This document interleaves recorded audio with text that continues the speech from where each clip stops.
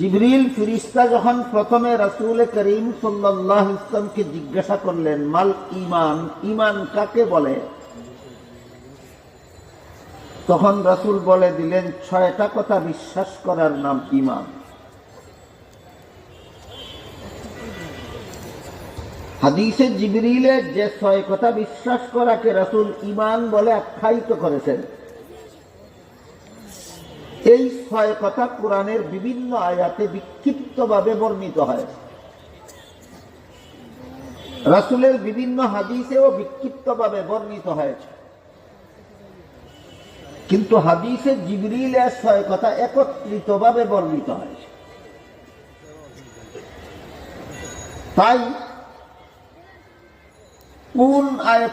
কোন আয়াতে ঈমানের 6 কথা বলা হলো, রাসূলের কোন হাদিসে ঈমানের 6 কথা বলা হলো, তা খুঁজে বের করার মতো শিক্ষাগত যোগ্যতা যাদের নাই, তাদের জন্য উলামায়ে কেরাম হাদিসে জিবরিলের বর্ণিত 6 কথা একটা কলেমার মধ্যে অন্তর্ভুক্ত করে দিয়েছে। এখন আপনাদের সবাইকে আর কোরআন হাদিস ঘাটাঘাটি করতে হবে না, সেই কলেমাটা বুঝে শুনে গ্রহণ করে নিলেই আপনি ঈমানদার হয়ে যাবেন। এই কলেমাটার নাম হলো ঈমানে মুফাসসাল।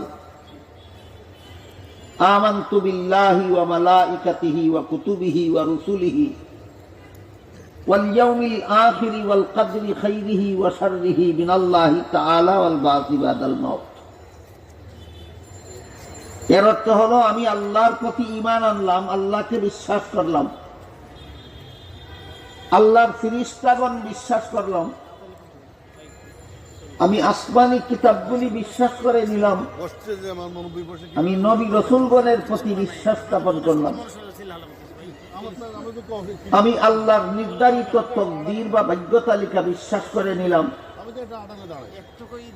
আর মরণের পর পুনর্জীবন